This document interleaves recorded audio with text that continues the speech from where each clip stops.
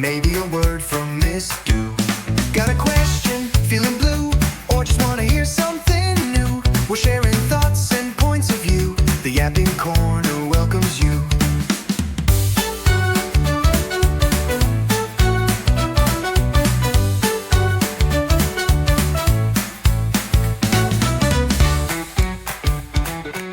Hey, welcome back to the Yapping Corner.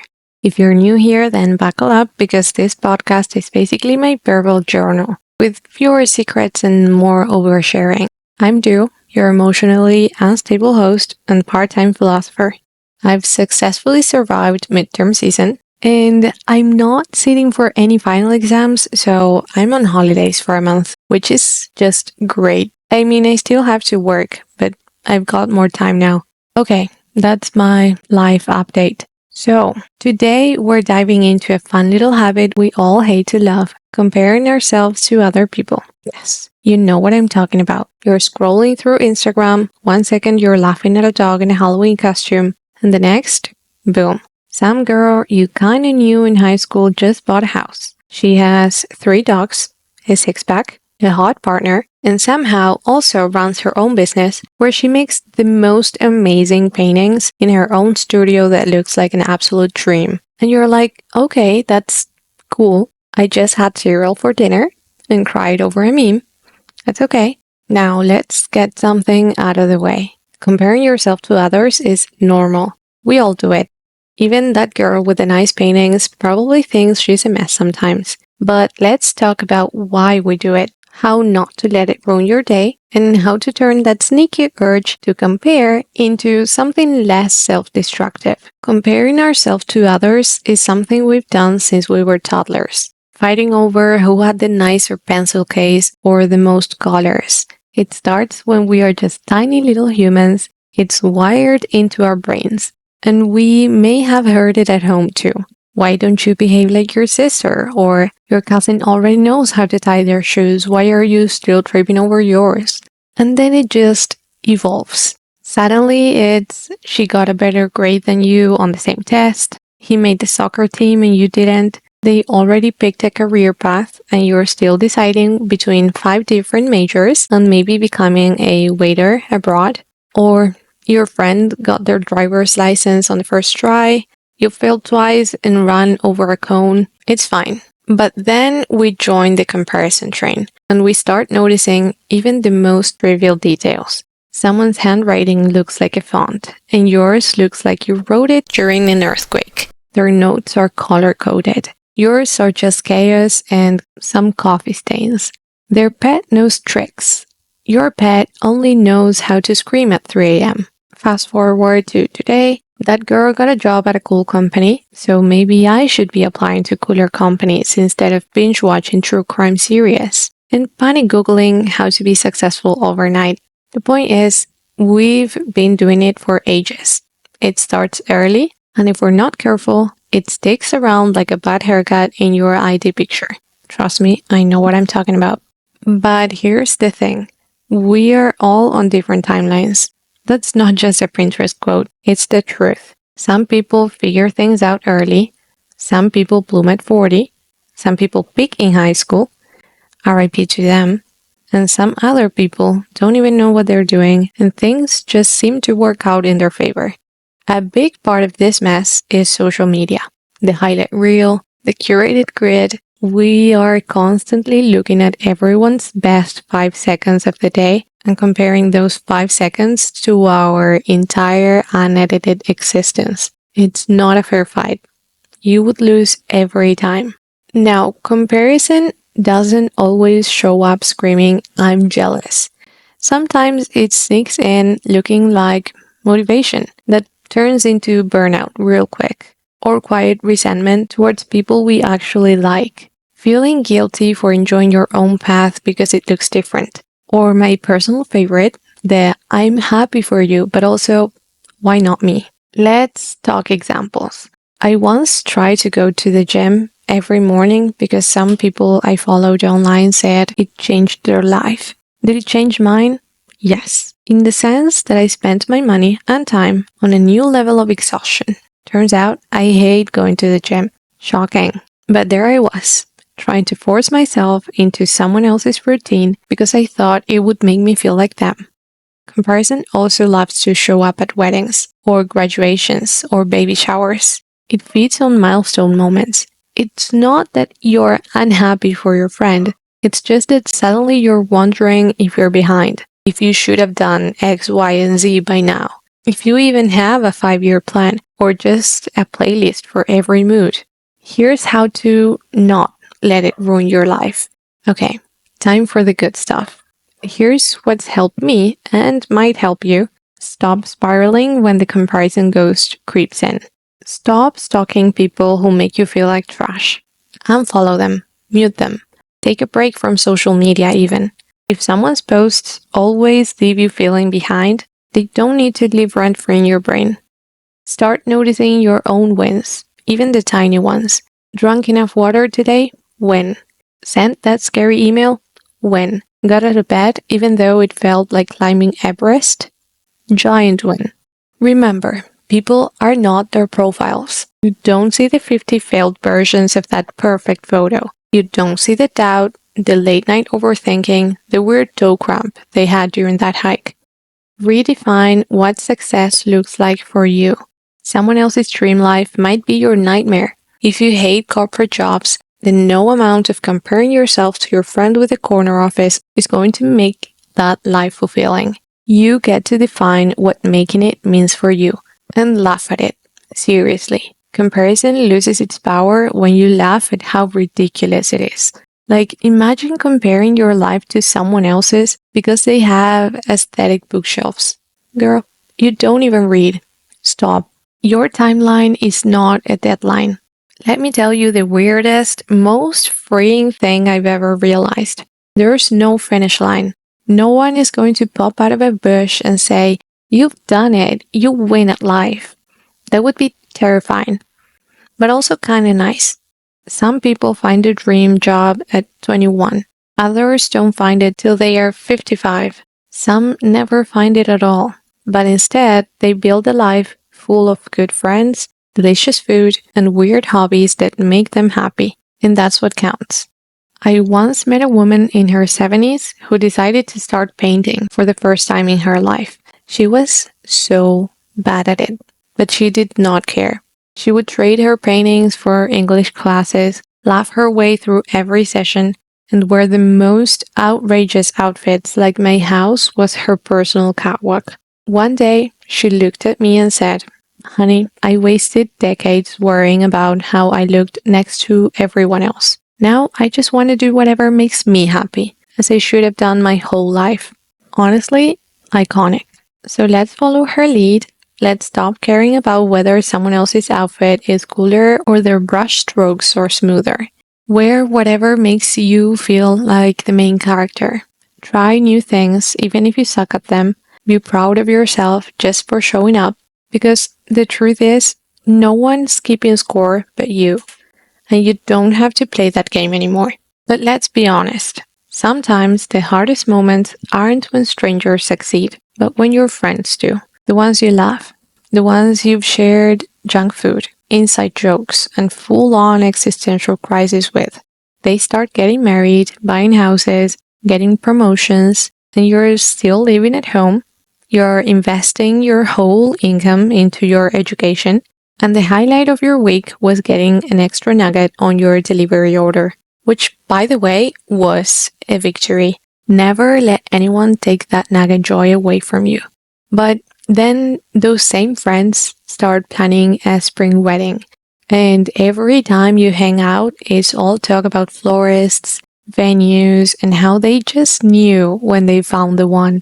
And you're sitting there wondering if your latest situationship ghosted you or just fell down a well. This feeling, it's what I like to call, "I love you, but also please shut up." You start dodging plans. You avoid the group chats. You dread the moment someone asks you, "So what's new with you?" And all you've got is, "Well, I started flossing more consistently, so there's that." But here's the twist. Your path isn't worse. It's just different. And different isn't bad. It's just not following the same script. Honestly, the script is a bit overrated. So I wouldn't worry about that. Let's talk about job envy. It hits hard, especially when it's someone you know, someone in your circle, someone who, let's be honest, wasn't exactly winning the academic decathlon back in high school. But now they have a remote job, a flexible schedule, a high salary, a standing desk, and a little dog that sits beside them while they take calls from their balcony. You've got a wobbly desk that you've inherited, a noisy neighbor, and a sad cup of instant coffee that tastes vaguely like defeat. And the worst part, you know you're smart. You've worked hard. You've done everything right, or at least try to. You followed your passion, pursued a degree, took the internships, paid your dues. So why does it feel like you're constantly on survival mode while your friend is out there thriving like they live inside a Pinterest board? You start asking the dangerous questions. Why did I even choose this career? Should I have studied something else? Maybe I should take that weird online course and pivot to tech coding thing. And then comes the ultimate low blow thought. I am smarter than them. Why is their life so much better than mine? Oof, yeah. We don't like admitting that one, but it sneaks in. It's not even about being arrogant. It's just straight frustration. You're not angry at them. You're angry at yourself for not being where you thought you'd be. Let's break that down for a second. First of all, you don't actually know what their job really looks like. Maybe they're working 12-hour days. Maybe their boss is a passive-aggressive email machine. Maybe they cry in the shower just like the rest of us. Or maybe they are genuinely happy, but that doesn't make your struggle invalid or your path wrong. Second, your career isn't a straight line. You're not on the conveyor belt where if you miss one opportunity, you are doomed to earn minimum wage forever. Sometimes you take jobs that don't pay well because they lead to something better. Sometimes you take jobs just to make it through the year. And sometimes you don't know what they're doing, and that's okay too. There's no shame in figuring it out as you go. You know what I've found? A lot of people with perfect jobs are also deeply unfulfilled. I've met people who make triple my income and still spend their weekends wondering if they are wasting their lives. Meanwhile, I've had spaghetti with a friend when we were barely scraping by, and we laughed until our cheeks hurt, because that moment was full of joy, even without a fat paycheck.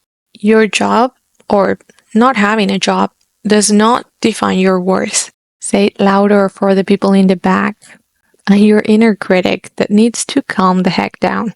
It's really easy to attach our identity to our job titles. Society loves to measure success in salaries and promotions, LinkedIn announcements, and job perks. But who you are has so much more to do with how you live, how you treat people, what you value, and what lights you up than what your email signature says.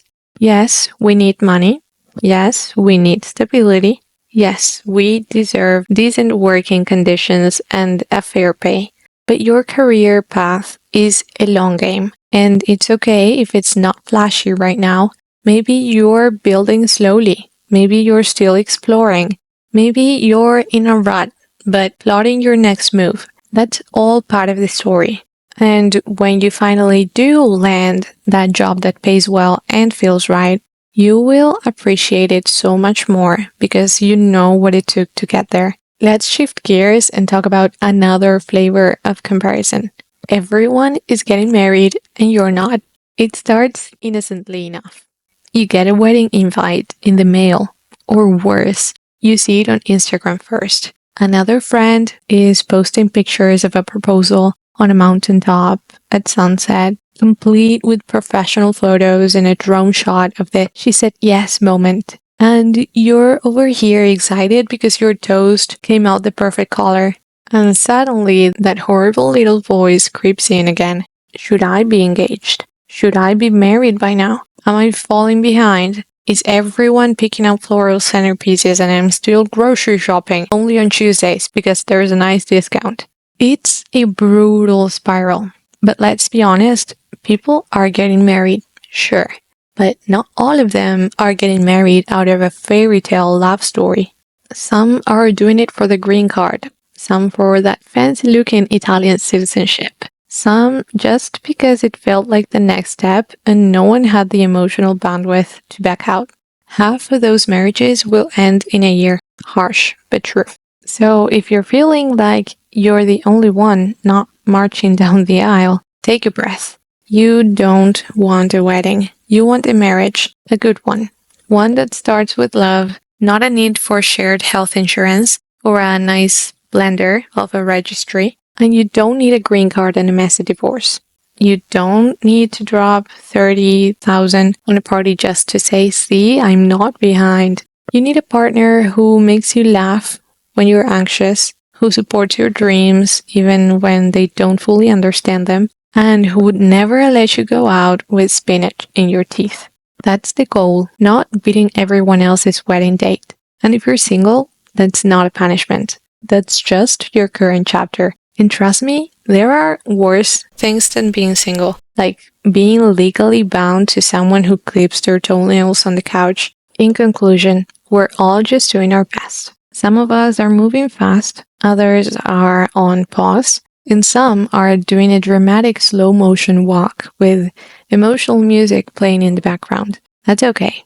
The next time you catch yourself spiraling because someone else is doing something better than you, pause and ask yourself, do I actually want that? Or do I just feel like I should want it? Because wanting something is fine, but should is where comparison lives. There's no grading scale for living well. Just you doing your best, learning as you go, and maybe yapping about it on a podcast.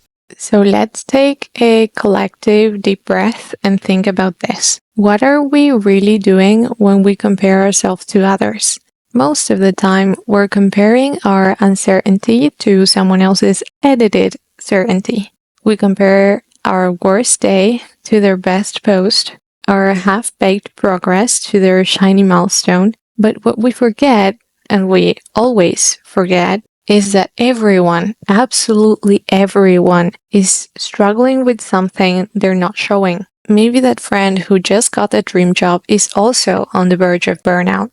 Maybe the couple who just got engaged fight constantly and they aren't sure if they even want the same future. Maybe the person who's always traveling around the world is deeply lonely or drowning in debt. You don't know their full story, and they don't know yours. So, now what? How do we actually stop the spiral and make peace with where we're at? Here are some actual things you can try the next time the comparison monster pays a visit. Reconnect with your own goals. Are you chasing something because you want it or because you think you should want it? Take 5 minutes to journal or just think about what your version of success looks like. Is it peace of mind, a flexible schedule, starting a band, living in a tiny apartment with 4 cats? That's yours to define. And if you're not sure yet, that's okay too. Explore what lights you up without anyone else's voice in your head. Celebrate other people without turning it inward. Jealousy doesn't make you a bad person. It makes you human. But next time a friend shares something great, try to separate their win from your timeline. Their good news doesn't cancel out your progress. You can say, wow, I'm so happy for you. And also say, and I'm proud of where I'm at too. These things can coexist at the same time. Play the long game. Life isn't a short race. It's more like a really weird obstacle course where everyone's blindfolded. Yeah, some people will reach certain points before you. You'll reach others before them. And some people will get stuck in a foam pit and need help climbing out. That's me, by the way. Your path is your path. You might not be where you want to be yet, but you're also not where you were. That's progress. Be the main character in your own life, not a background extra in someone else's. It's easy to fall into the trap of everyone else's life looks more exciting. But you know what? Most people would be thrilled to have some of the things you take for granted. Maybe it's your sense of humor, maybe you're great at your hobby, or your loving family, the way you have people to celebrate you on your birthday. There must be something that you're taking for granted that someone would just die for. And if you don't feel like the main character yet, start acting like one. Maybe it's time for growth. Maybe this is the I hit rock bottom and now I'm about to become awesome. Give it a soundtrack. Cue the glow up. If you've ever cried because someone else's life looked shinier, if you've ever deleted a post because it started looking uglier and uglier the more you looked at it, if you've ever questioned your whole existence after seeing someone's productivity routine, welcome to the club. We've all been there. We might go there again, but we know better now. Comparison is sneaky, but it's not stronger than you. It can only control you if you let it. And you are in charge here. You get to decide how you feel about your life. So don't waste time trying to speed up your timeline. Don't ruin your day because someone else's today looks better. And don't forget to look at the weird, wonderful mess of your own life and say, hey, I'm doing okay and I'm getting better. But I mean, if you find that comparing yourself to others actually lights a fire under your butt and helps you make better choices, then you go right ahead, boo, compare away. If it pushes you to drink more water, update your resume, or finally floss because you saw someone in TikTok with perfect teeth talking about dental routines, amazing. But let's be real, that's not usually how it goes. Most of the time, comparison doesn't lead to motivation.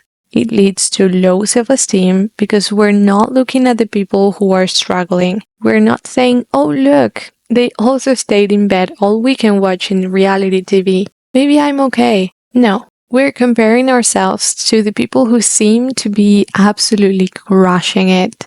The ones who are 25 and already own 3 properties in the nicest neighborhoods, a golden retriever, and a thriving kombucha empire. And that kind of comparison just doesn't help.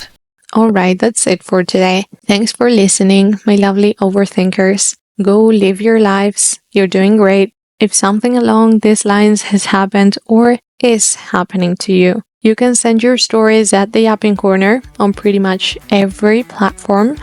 My DMs are always open for gossip. Talk soon. Got your